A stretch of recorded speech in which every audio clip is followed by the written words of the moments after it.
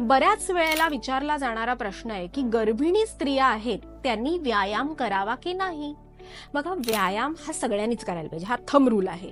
व्यायाम is must. पण गर्भिणींनी थोडा कमी व्यायाम करायचा. म्हणजे आयुर्वेद असं म्हणतं अर्ध्या शक्तीचा व्यायाम करायचा.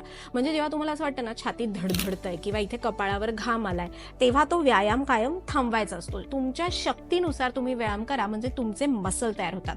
आता गर्भिणी स्त्रिया ज्या आहेत त्यांनी थोडं चालण्याचा व्यायाम केला किंवा घरात आपण म्हणतो ना लव वाक केली, तरी सुद्धा त्यांचे पेल्विक मसल्स जे आहेत ते चांगले राहतात, ते लूज पडत नाहीत, स्टिफनेस येत नाही.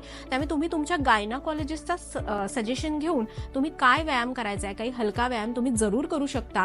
आणि बघा, गर्भिणी परिचर्या जी सांगितली आहे की 5व्या महिन्यामध्ये बाळाचं मन तयार होतं, 6व्या महिन्यामध्ये बाळाचं बुद्धी तयार होत असते. तर तुम्ही शारीरिक व्यायाम नाही केलात तरी मानसिक व्यायाम नक्की करा, की तुम्ही मनामधनं एक पॉझिटिव्ह एनर्जी त्याला द्यायची असते. आपण म्हणतो ना आशीर्वाद म्हणजे काय, एक प्रकारची रेकी आहे.